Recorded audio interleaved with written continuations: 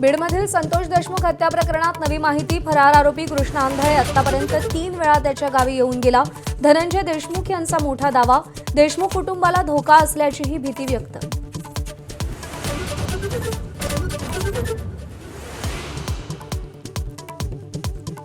अर्थसंकल्पीय अधिवेशन विरोधी पक्ष नेत्यांविनाच होण्याची शक्यता। इतिहासात पहिल्यांदाच दोन्ही सभागृहात विरोधी पक्षनेता नाही, नियमांवर बोट ठेवत निर्णय प्रलंबित।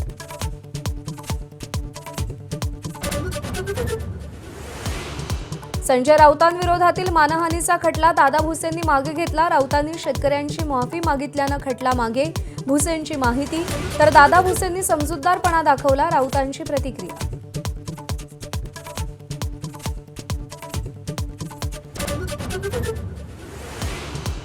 राहुल गांधी मुंबईत, विजय वडेट्टीवार मात्र चंद्रपुरात। चंद्रपूर महापौर प्रकरणानंतर राहुल गांधींची भेट घेणं टाळल्याची चर्चा। राहुल गांधींनी मुंबईमध्ये काँग्रेस पदाधिकाऱ्यांची बैठक घेतली।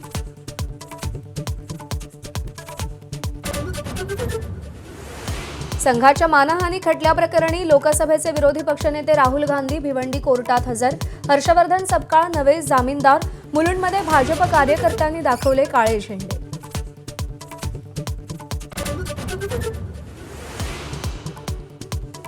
अजित पवारांच्या विमान अपघाताबाबत रोहित पवारांची दिल्लीत पुन्हा पत्रकार परिषद।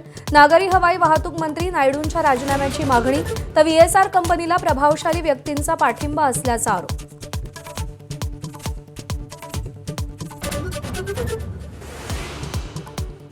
स्त्री बीजांच्या विक्रीचं रॅकेट बदलापूरमध्ये उघड। स्त्री बीज वाढवणाऱ्या इंजेक्शनचा अवैध साठा जप्त।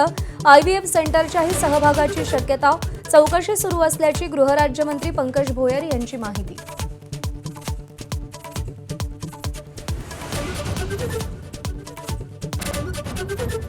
दिल्लीत भाजपा कार्यकर्त्यांचं काँग्रेस विरोधात आंदोलन। बॅरिकेडिंग तोडून कार्यकर्ते काँग्रेस मुख्यालयाजवळ पोहोचले।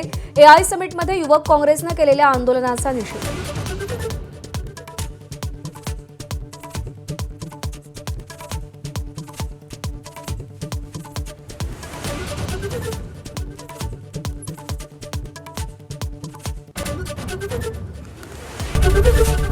ABP माझा, उघडा डोळे बघा नीट।